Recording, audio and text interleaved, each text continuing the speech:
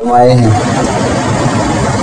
سورہ ملک کا اصل میں موضوع تو یہ ہے کہ اللہ رب العزت کو پوری دنیا کا سب سے بڑا بادشاہ مان کر اہل ایمان اپنی وفاداری کا ثبوت دے۔ اللہ رب العزت اس صورت کے اندر اپنی قدرتوں کو بیان فرمانے کے بعد مخاطب ہیں اہل کفر سے کم، اہل ایمان سے زیادہ۔ حالانکہ اہل ایمان تو اللہ کو مانتے ہیں، لیکن اس صورت میں زیادہ اصرار ہے اس بات کے اوپر کہ اللہ کی قدرتوں کے اندر مزید غور و فکر کرو تاکہ اللہ کو ماننے میں تمہیں کوئی دشواری نہ ہو اور اللہ کو کما حق ہو مان سکو۔ چنانچہ ارشاد فرمایا ثم ارجع البصر کرتین ينقلب الیک البصر خاسئا وهو حسیر۔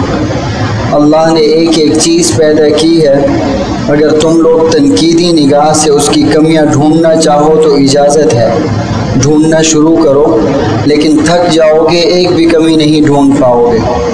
جیسے مثال دے دی ہے آسمان کی، فرمایا آسمان کو دیکھو، نگاہ دوڑاؤ، نگاہ واپس پلٹ آئے گی اور خوب غور و فکر کے باوجود بھی نگاہ ناکام ہو کر لوٹے گی، یہی کہہ رہی ہوگی کہ اللہ کی تخلیق میں کوئی کمی نہیں ہے۔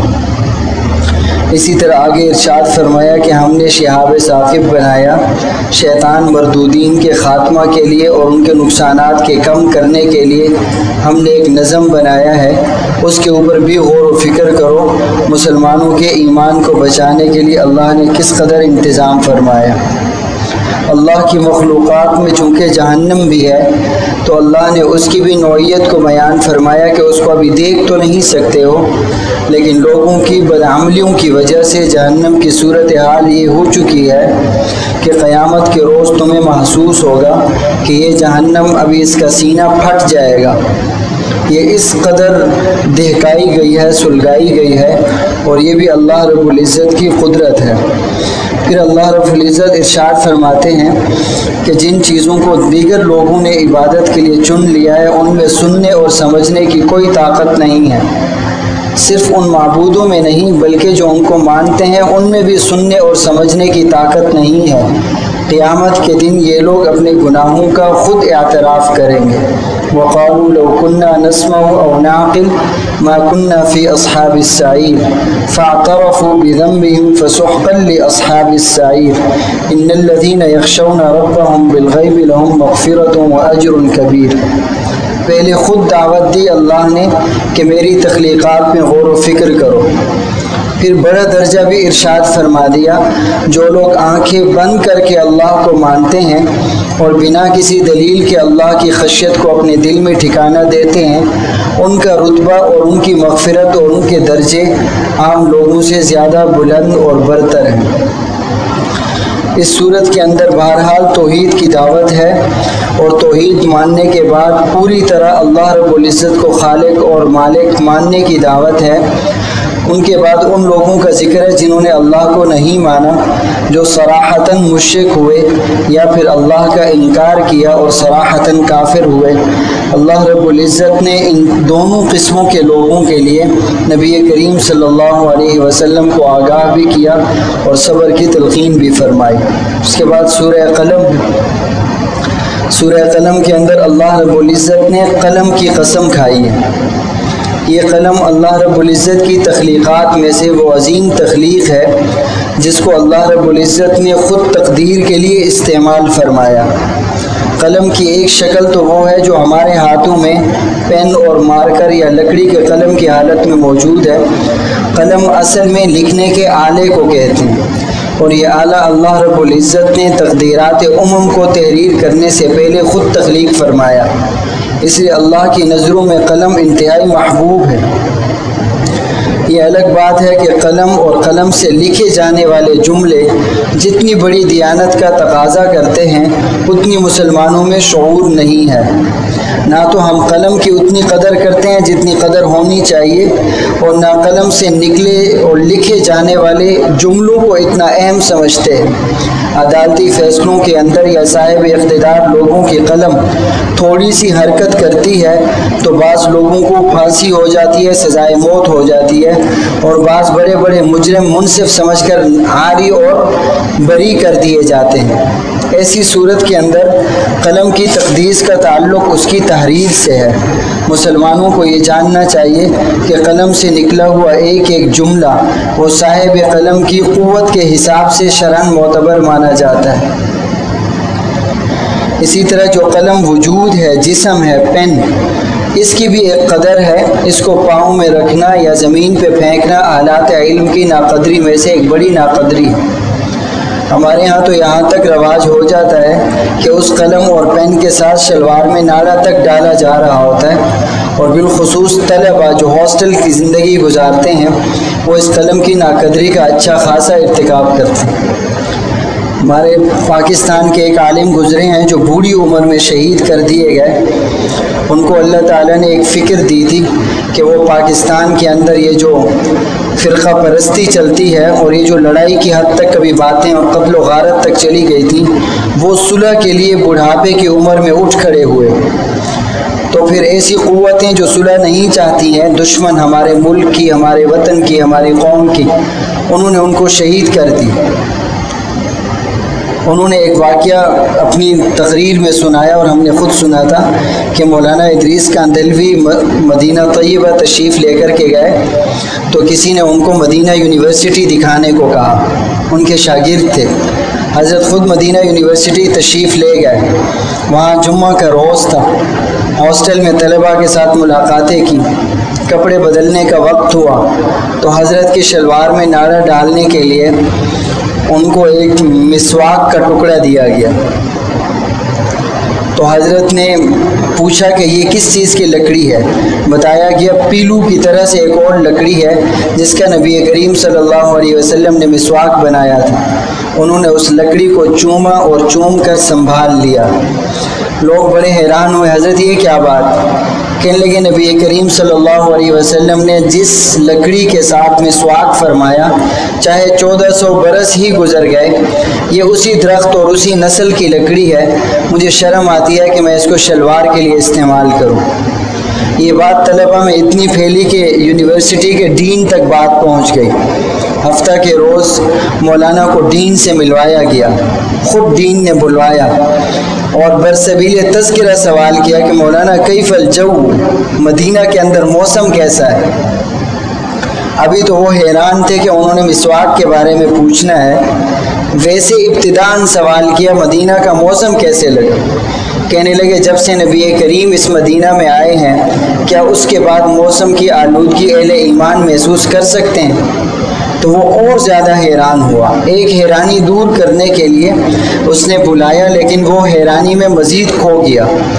مقصود یہ دعوت دینا نہیں ہے، لیکن ادب اور محبت کا ایک ایسا عالم جو شریعت کے خلاف نہ ہو، اتنے بلند درجہ پر محبت کے جو نتائج اور ثمرات مرتب ہوتے ہیں، جو حلاوت نصیب ہوتی ہے، وہ انہی کو ہوتی ہے جن کے دل میں ادب ہوتا ہے۔ یہ جو بوڑھے مولانا شہید ہوئے ہیں، انہوں نے جامعہ شفیہ کا ایک واقعہ اپنی طالب علم کا نقل کیا، ہمارے لیے بڑا سبق آموز ہے۔ کہتے ہیں بہت بڑے حدیث کے استاذ ہندوستان سے تشریف لائے، ہم سب طلبہ ان کی خدمت میں پہنچے کہ حدیث کی اجازت لیں گے، تو ایک طالب علم نے قلم اٹھایا ہوا تھا اور وہ پاؤں کے انگوٹھے اور دوسری انگلی کے درمیان اس قلم سے ہلکی ہلکی کھجلی کر رہا تھا۔ وہ استاد صاحب جو حدیث کی اجازت دینے آئے تھے، حدیث کی اجازت دیتے دیتے رک گئے۔ تھوڑی دیر رکنے کے بعد سر اٹھایا، فرمانے لگے کہ اس طالب علم کو میں حدیث کی اجازت نہیں دے سکتا۔ تو طالب علم بڑا حیران بھی ہوا۔ حضرت نے خود وجہ ارشاد فرمائی کہ دیکھو حدیث کی اجازت تو میں اس کو دوں گا جس کے اندر حدیث لکھنے والے قلم کی قدر ہونی چاہیے، یہ صاحب تو قلم سے پاؤں کی کھجلی کر رہے ہیں، ان کو میں کیسے حدیث کی اجازت دے دوں؟ ایسی مبالغہ پر مبنی کیفیات اور واقعات سنانے اور کہنے کا مقصد یہ ہوتا ہے کہ ادب کا ایک وہ درجہ ہے جو بڑوں نے اختیار کیا، اور بے ادبی کا وہ ایک عالم بھی ہے جس کے اندر ہم زندگی گزارتے ہیں۔ اس لیے قلم کا ادب بھی طلباء کو، اولاد کو سکھانا چاہیے۔ بڑوں نے کتب کے اندر طلباء کے لیے 3 باتیں بڑی لازمی لکھی ہیں۔ ایک وہ کتاب کا ادب کریں، ایک وہ دیگر آلات جن کے ذریعے سے لکھتے پڑھتے، کاپی پینسل ہے اس کا ادب کریں، اور ایک اپنے استاذ کا ادب کریں۔ اگر ان تینوں میں سے کسی ایک چیز کا بھی ادب نہ ہوا تو اللہ کی جانب سے دین کا اصل جو ثمر آور حصہ ہے وہ نصیب نہیں ہوتا۔ سورہ قلم کے اندر نبی کریم صلی اللہ علیہ وسلم کی عزت و ناموس کے تحفظ کے لیے چند آیتیں نازل ہوئی ہیں۔ آپ کی جو لوگ مخالفت کیا کرتے تھے، اللہ رب العزت نے بالخصوص ان لوگوں کے لیے یا اس طرح کی فکر و نظر رکھنے والوں کے لیے بڑے سخت کلمات ارشاد فرمائے۔ وَلَا تُطِعْ كُلَّ حَلَّافٍ مَّهِينٍ هَمَّازٍ مَّشَّاءٍ بِنَمِيمٍ مَّنَّاعٍ لِّلْخَيْرِ مُعْتَدٍ أَثِيمٍ عُتُلٍّ بَعْدَ ذَلِكَ زنیم۔ آپ کو فرمایا گیا کہ یہ جو جھوٹی قسمیں کھانے والے ذلیل لوگ ہوتے ہیں، آپ کے دشمن اور آپ کے خلاف زیادتیاں کرنے والے ہیں، چغل خوری کرنے والے اور پروپیگنڈا کرنے والے ہیں، در حقیقت ہماری نظروں میں تو یہ ثابت النسب بھی نہیں ہے، ثابت النسل بھی نہیں ہے، چاہے جائے کہ ان کا معاشرے میں کوئی اور مقام ہو۔ یہ اتنے گرے ہوئے لوگ ہیں، اسی لیے آپ صلی اللہ علیہ وسلم کی عزت سے واقف بھی نہیں ہیں۔ اے نبی صلی اللہ علیہ وسلم، جو آپ کی عزت اور اطاعت کرتے ہیں اور جو نہیں کرتے، یہ کیسے ہو سکتا ہے کہ قیامت کے دن ہم ان کو برابر سرابر کھڑا کر دیں؟ افنجعل المسلمین کالمجرمین، کیسے ممکن ہو سکتا ہے کہ ہم ماننے والے نہ ماننے والوں کو برابر کھڑا کر دیں؟ یہ تو دنیا میں ناانصافی ہم لوگ کر سکتے ہیں، اللہ رب العزت ایسی ناانصافی کبھی بھی نہیں کر سکتے۔ ما لکم کیف تحکمون ام لکم کتاب فیہ تدرسون، معاشرے میں ایسے مجرم لوگوں کو عزت کی نگاہ سے دیکھتے ہو، یہ کیسا فیصلہ ہے؟ کیا تمہارے پاس کوئی ایسی دلیل موجود ہے کہ ایسے مجرمین کی بھی عزت کی جائے؟ سورۃ الحاقہ، اس کا مضمون در حقیقت قیامت کی اس بات کو ثابت کرنا ہے، اور اس کے اندر دوسرا مضمون ہے اللہ رب العزت نے جن جن قوموں پر ہلاکت کے فیصلے کیے ہیں ان قوموں کے تفصیلی واقعات کو ذکر کیا گیا۔ ایک بھی واقعہ ایسا نہیں ہے جس کا پہلے ذکر نہ ہوا ہو، سب کا ذکر ہو چکا ہے، اس لیے ان کو دہرانے کی ضرورت نہیں۔ اس کے بعد سورۃ المعارج ہے۔ معارج میں قیامت کا اور قیامت کے مناظر کا ذکر ہے۔ سأل سائل بعذاب واقع للکافرین لیس له دافع من اللہ ذی المعارج تعرج الملائکۃ والروح الیہ فی یوم کان مقدارہ 50,000 سنہ فاصبر صبرا جمیلا۔ لوگ قیامت کے بارے میں پوچھتے ہیں، اس کی حقیقت تو اللہ ہی کو معلوم ہے، لیکن اتنی بات طے ہے کہ قیامت والے دن جو فیصلے کیے جائیں گے وہ فیصلے اہل ایمان کے لیے دل کی ٹھنڈک کا باعث ہوں گے اور اہل کفر کے لیے تکلیف کا باعث ہوں گے۔ اے نبی صلی اللہ علیہ وسلم، آپ صبر کیجئے، ایسا نہیں ہو سکتا کہ قیامت نہ آئے۔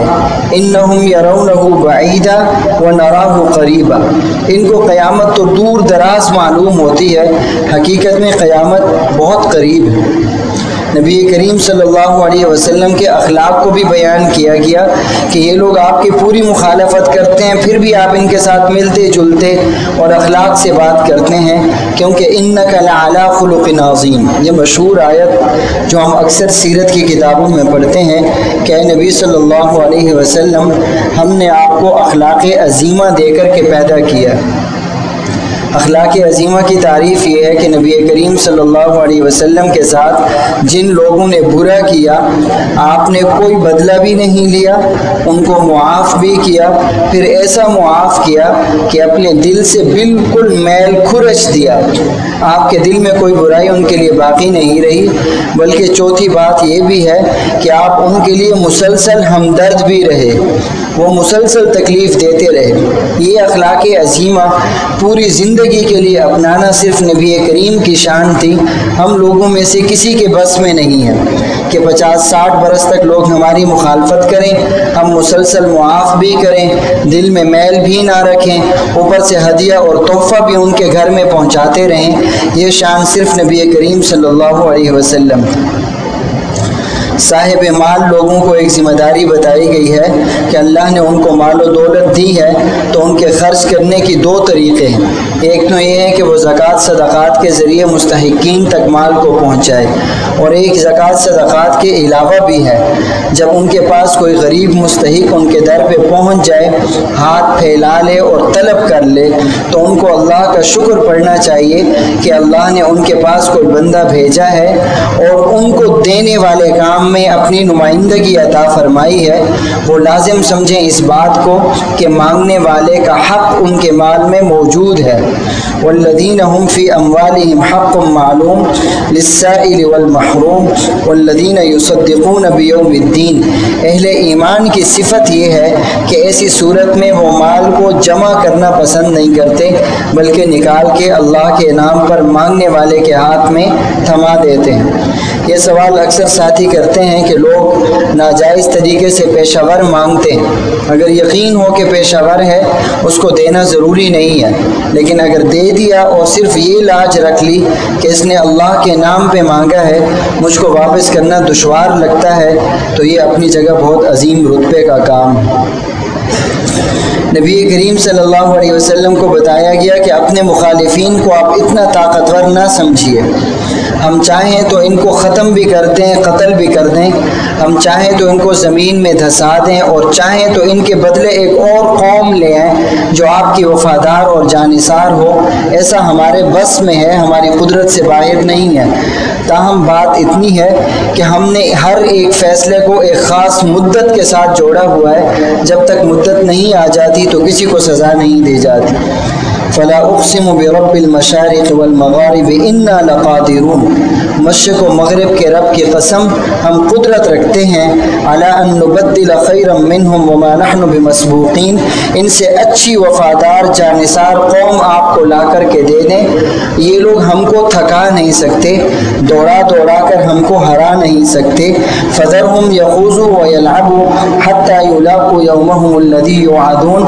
ان کو اپنی کھیل و کود اور لہو و لعب میں رہنے دیجئے، قیامت کے دن ہی جا کر ان کو پتہ چلے گا کہ انہوں نے اپنی عمر کا کتنا بڑا حصہ خواہ ضائع کر دیا۔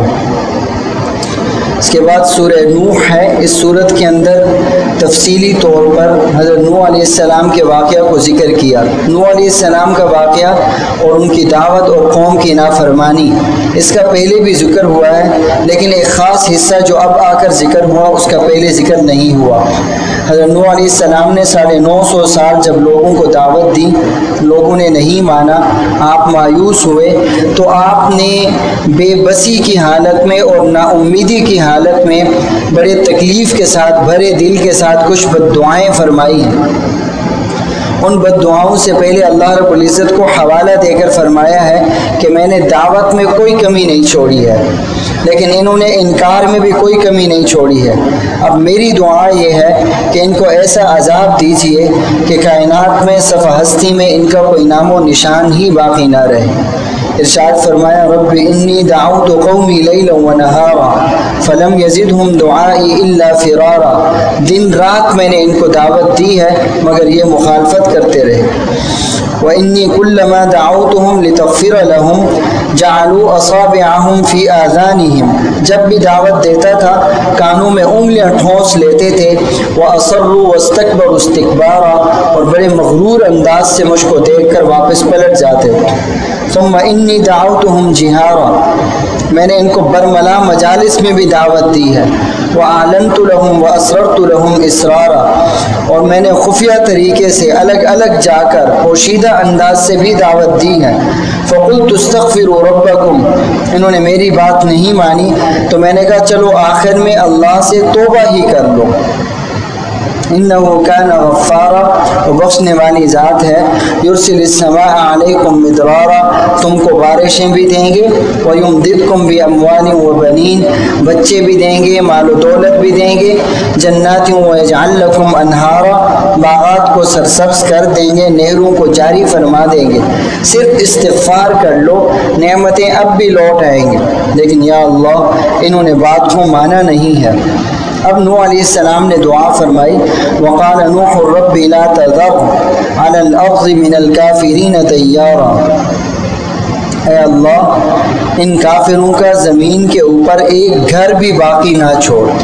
इन्नका इन तज़रहुम युज़िल्लु इबादक वला यलिदु इल्ला फाजिरन कफ़ारा, अगर तूने इन लोगों को बाकी छोड़ा तो जो ईमान ला चुके हैं ये उनके ईमान को भी ख़त्म करने की कोशिश करेंगे। और ये ऐसे काफिर हैं कि मैंने सदियों इनको दावत दी है। मैं इनसे इतना ना उम्मीद हूँ कि इनकी औलादों में भी मुझे किसी से अब उम्मीद नहीं है। वला यलिदु इल्ला फाजिरन कफ़ारा, ये नहीं जन्म देंगे मगर नाशुक्र काफिर और फासिक व फाजिर औलाद। इस दुआ का मुफस्सिरीन ने मुवाज़ना किया है नबी करीम सल्लल्लाहु अलैहि वसल्लम की एक दुआ के साथ। आप ताइफ में तशरीफ़ लेकर के गए, लोगों ने आपको मारा और पत्थर बरसाए और बहुत तकलीफ़ दी, आप बेहोश हो गए। आप होश में आए तो आपको फरिश्तों ने कहा कि अल्लाह का हुक्म है कि अगर आप हमें इजाज़त दें तो इस कौम को बर्बाद कर दें। उन्होंने कहा अल्लाहुम्मा ग़फ़िर लिक़ौमी फ़इन्नहुम ला यअलमून। नबी करीम ने फरमाया कि या अल्लाह, मेरी इस कौम की बख्शिश फरमा दे, इन्होंने मुझे अभी तक पहचाना ही नहीं है। मैं उम्मीद करता हूँ कि इनकी नस्लों में मेरी दीन का कोई वफ़ादार पैदा होगा। नूह अलैहिस्सलाम चूँकि नाउम्मीद थे, उन्होंने फरमाया इनकी नस्लों में सिर्फ दुश्मन ही पैदा होंगे। जो नबी की पहुँच और नूर बसीरत था, दोनों ने अपने अपने लिहाज से दुआ फरमाई। नबी करीम सल्लल्लाहु अलैहि वसल्लम की दुआ के अलग नताइज और नूह अलैहिस्सलाम के दुआ के अलग नताइज हुए। आपकी बद्दुआ से सारी इंसानियत बर्बाद हुई, सिवाय उन चंद 80-85 लोगों के जिनके बाद ये सारी नस्ल तकरीबन उन्हीं की औलाद। और आप सल्लल्लाहु अलैहि वसल्लम ने दुआ फरमाई तो ताइफ के पत्थर मारने वाले लोगों की एक अगली नस्ल छोड़ के उससे अगली नस्ल के अंदर एक जवान पैदा हुआ, मोहम्मद बिन कासिम। वो सक़फ़ी था, ये बनु सक़ीफ़ कबीला था ना जी। मोहम्मद बिन कासिम सक़फ़ी अल्लाह ने पैदा किया। 17 बरस में अरब से चल के आया, हिंद और सिंध के अंदर हिंदू राज को ख़त्म किया और फिर इस्लाम का आलम बुलंद किया। गोया नबी करीम सल्लल्लाहु अलैहि वसल्लम ने 1-2 पुश्त पहले जो दुआ फरमाई थी और उम्मीद ज़ाहिर की थी, वो उम्मीद 2 नस्लों के अंदर अंदर अल्लाह रब्बुल इज़्ज़त ने सबको दिखा दी। इसके बाद सूरतुल जिन है। जिन्होंने नबी करीम सल्लल्लाहु अलैहि वसल्लम की तिलावत सुनी थी, आपकी तिलावत से मुतासिर होकर ईमान लाए, सब जिन्नों को जाकर दावत दी। इस वाक़या का पिछली सूरत में तफसील से जिक्र हो चुका है। सूरतुल मुज़्ज़म्मिल, मुज़्ज़म्मिल और मुद्दस्सिर ये नबी करीम सल्लल्लाहु अलैहि वसल्लम की सिफ़ात हैं। ए चादर ओढ़ने वाली ज़ात, काली कमली वाली ज़ात जो हम कहते हैं सल्लल्लाहु अलैहि वसल्लम। अल्लाह ने नबी करीम सल्लल्लाहु अलैहि वसल्लम को अपनी ज़िंदगी का आमाल का दस्तूर इरशाद फरमाया कि आप इबादत के अलावा जो दावत देते हैं वो तो आपका है ही काम, लेकिन इबादत में भी आपके पूरे दिन का एक मंशूर होना चाहिए, एक दस्तूर होना चाहिए। उस ज़ाब्ता के मुताबिक आप इबादत किया करेंगे। चुनाचे इरशाद फरमाया, दिन की इबादत के अलावा आधी रात या आधी रात से ज़्यादा या आधी रात से कुछ कम आप बेदार हुआ करें, ठहर ठहर के तिलावत करके अल्लाह के लिए नमाज और नवाफिल और तहज्जुद अदा किया करें। ये काम तो बड़े बोझ वाला है, लेकिन जिन पर दावत का बोझ और ज़िम्मेदारी डाली है, ये उनके अंदर ताज़गी पैदा करता है। या अय्युहल मुज़्ज़म्मिल क़ुमिल लैला इल्ला क़लीला, نصفہو او انقص منہ قلیلا، آدھی رات یا زیادہ رات، او زد علیہ ورتل القرآن ترتیلا، ٹھہر ٹھہر کے قرآن پاک کو پڑھیں۔ انا سنلقی علیک قولا ثقیلا، ہم نے آپ پر دعوت و تبلیغ کا بڑا بوجھ ڈالا ہے۔ دن بھر کی تھکاوٹیں اور لوگوں کے رد عمل سے نا امیدی، اس کے بعد اللہ کے دربار میں جب آپ تہجد کے نوافل پڑھتے تھے تو آپ کے دل میں ایک تازگی آ جاتی تھی، ایک امید آ جاتی تھی، اور اللہ کے ساتھ قربت آپ کو دل کو ٹھنڈک دیتی تھی۔ نبی کریم صلی اللہ علیہ وسلم کو لوگوں نے چونکہ تنگ بہت کیا تھا اور 13 برس ہونے والے تھے اور ہجرت کا وقت نزدیک تھا، آپ صلی اللہ علیہ وسلم کو ارشاد فرمایا گیا کہ آپ نے بڑے صبر سے زندگی گزاری ہے، جاتے ہوئے بے صبری آپ سے یا آپ کے ساتھیوں سے نہ ہو جائے۔ جتنے اچھے انداز سے تکلیفوں کو سہا ہے، اتنے اچھے انداز سے ان دشمنوں کو چھوڑ کر جائیے۔ رہی بات اس کی کہ انہوں نے آپ پہ ظلم کیا ہے، اس بدلہ کے لیے ان کو اور مجھے میدان میں اکیلے چھوڑ دیجئے، یہ کام میرا ہے۔ آپ کے اخلاق کریمانہ کا تقاضا یہ ہے کہ آپ ان سے بدلہ نہ لیں۔ وَاصْبِرْ عَلَىٰ مَا يَقُولُونَ وَاهْجُرْهُمْ هَجْرًا جَمِيلًا، ایک جمیل ہجرت کیجیے، اچھی ہجرت کیجیے۔ وَذَرْنِي وَالْمُكَذِّبِينَ أُولِي النَّعْمَةِ وَمَهِّلْهُمْ قَلِيلًا، اپنے دشمنوں کو تھوڑی سی مہلت دے دیجیے اور پھر ان کو اور مجھے میدان میں اکیلا چھوڑ دیجیے۔ یعنی اللہ رب العزت نے نبی کریم کو تسلی دی ہے کہ تیرا دشمن بچے گا بھی کیسے جب آئے گا میرے مقابلے میں، جب اس کے مقابلے میں میں خود میدان میں اتر رہا ہوں۔ وہ آپ کو تسلی ہو گئی کہ اب مجھے بدلہ لینے کی ضرورت نہیں ہے۔ آپ تشریف لے گئے، دوبارہ کئی سالوں کے بعد آپ کو بڑی فاتحانہ شان کے ساتھ مکہ میں لٹا دیا گیا۔ سورۃ المدثر کے اندر بھی نبی کریم صلی اللہ علیہ وسلم کو اپنے ذاتی عبادات، اپنی پاکیزگی، اپنی طہارت، لباس کا خیال اور بدن کی پاکیزہ رہنے کا حکم اور اس کو رکھنے کی ہدایات ارشاد فرمائے گی۔ یا ایھا المدثر قم فانذر وربک فکبر وثیابک فطہر، کپڑوں کو پاک رکھیے، والرجز فاہجر ولا تمنن تستکثر، میل کچیل سے اپنے آپ کو دور رکھیے۔ ولا تمنن تستکثر، کسی پر احسان اس انداز میں نہ کیجیے کہ دوبارہ آپ کا شکریہ ادا کیا جائے یا پھر آپ کے ساتھ بھلائی کی جائے۔ بڑا عجیب ارشاد فرمایا کہ اللہ کے ساتھ اور اللہ کے ساتھ ایسا تعلق اور ایسی قربت ہونی چاہیے کہ اللہ کی مخلوق کے لیے ادنا یا اعلیٰ کام کرنے کا موقع نصیب ہو تو مخلوق سے شکریہ تک کے بدلے کی توقع نہ رکھنی چاہیے، کیونکہ اگر شکریہ کی بھی امید رکھی ہے تو یہ عوض ہے اس خدمت کا جو آپ نے کر دی ہے۔ بدلے میں آپ نے شکریہ ہی طلب کیا ہے، بے شک منہ سے نہیں کہا، زبان سے نہیں کہا، دل میں آپ کے آ گیا ہے تو عوض تو طلب کر لیا ہے، چاہے چھوٹا ہوا یا بڑا ہوا۔ یہ عوض لینے کے بعد اب اللہ کے ہاں آپ کا کوئی عوض نہیں رہے گا۔ نبی کریم صلی اللہ علیہ وسلم کو ادنا ترین مثال سے سمجھا دیا گیا، اگر اس سے بڑے عوض کی توقع رکھی گئی پھر تو بطریق اولا دنیا میں ہی سب کچھ ملا تو ملا، آخرت میں کچھ نہ ملنے کا یقین ہونا چاہیے۔ وَلِرَبِّكَ فَاصْبِرْ، آپ جب لوگوں پر احسان کریں گے تو لوگ شاید شکریہ تو ادا نہیں کریں گے، پھر انسان جب احسان کر لیتا ہے تو وہ بندہ تکلیف دے تو عام بندوں کے مقابلے میں زیادہ وہ محسوس ہوتی۔